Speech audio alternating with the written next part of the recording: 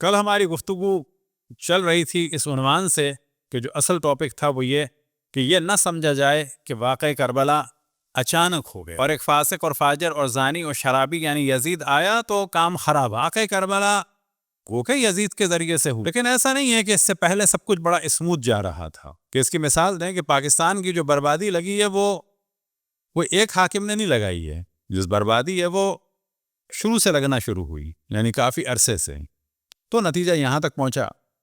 اب اللہ نہ کرے اس سے زیادہ خراب ہو، لیکن کسی ایک کو اس میں نہیں کہا جائے گا.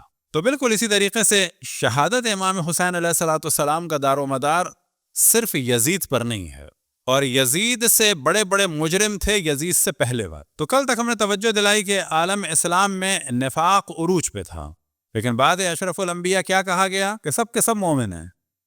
قرآن کے اور تعلیمات رسول اللہ کے بالکل خلاف ایک نئی بات بنائی گئی کہ جس نے بھی اشرف الانبیاء کو دیکھ لیا وہ صحابی ہو گیا، اور جو بھی صحابی ہے وہ اتھارٹی ہو گیا.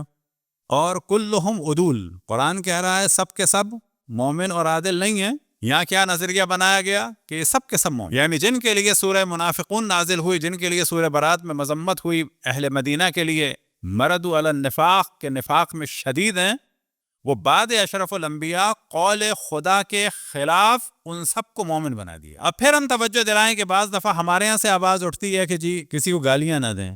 تو گالیاں تو ہم نے کبھی بھی کسی کو دیتے ہوئے نہیں دیکھا. یہ جو بعض ہمارے مولوی ملا کہتے ہیں نا کہ جی ہمارے ممبر سے گالیاں، وہ اصولاً دشمن سے زیادہ خطرناک. یعنی واقعاً آپ نے آج تک دیکھا کسی کو گالی دیتے ہوئے ممبر سے؟ کون گالی دیتا ہے؟ اب اس کے مقابلے میں کہا جاتا ہے فضائل اہل بیت اتنے زیادہ ہیں، ان کا ذکر کرنے کی کیا ضرورت ہے؟ یہ تو بالکل ایسا ہے کہ قرآن مجید پڑھو، کلام خدا، اس سے پہلے اعوذ باللہ من الشیطان الرجیم کہنے کی کیا ضرورت ہے؟ اللہ کا نام لینے سے پہلے جھوٹے خداؤں کے انکار کی کیا ضرورت ہے؟